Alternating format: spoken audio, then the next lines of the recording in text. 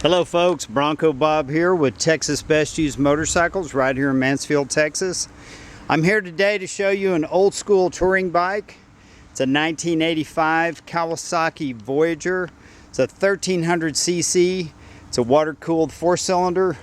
And this bike is actually fuel injected. It's one of the early fuel injected bikes. And that's part of the reason it starts so easy and runs so smooth, because it's not carbureted. We're selling this as a as-is scratch and dent special. I'm going to show you the flaws on the bike. I'm going to show you the good things and the bad, so you'll know exactly what you're getting. But if you're looking for a comfortable old school cruiser touring bike, there's still a lot of miles left in this bike. It just needs a little bit of mechanical attention and some cosmetic attention. But let's start at the front of the bike. The front tire is a Metzler, and it's about 50%, so it's still good. The headlight works. It's got some LED lights on the side that light up, and it is water cooled. And as I mentioned, when we sell a bike as an as-is scratch or dent, we're not going to wash it, we're not going to detail it. What you see is what you get. We're not going to change the oil. It does have some air horns. You can see these little running lights have some rust on them. This side has a passenger foot peg. The other side, it's broken off. The Kawasaki peg is broken. But you can see some rust on some of the aftermarket stuff. Some of the aluminum is dingy.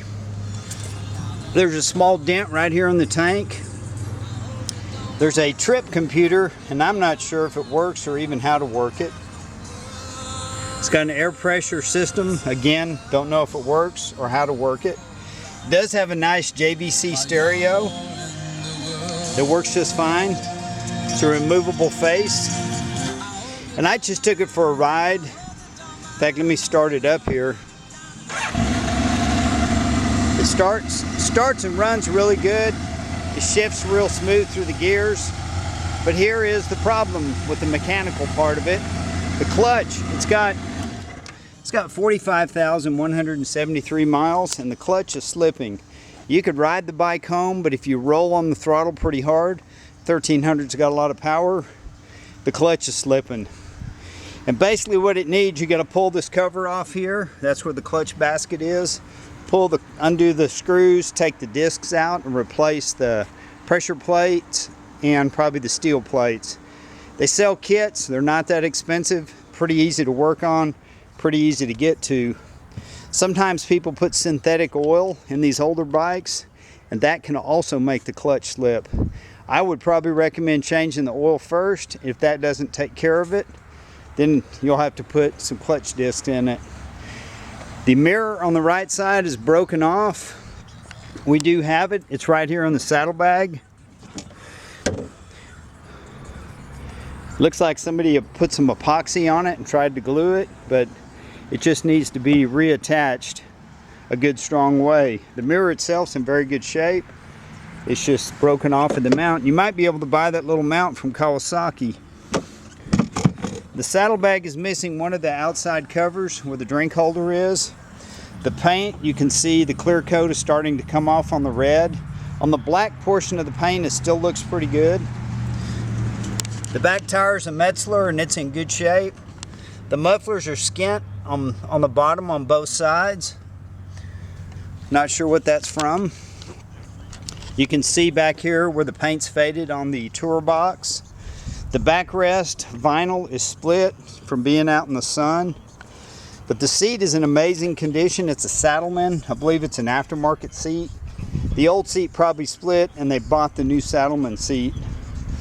But this baby starts up like a dream. It's got air horns.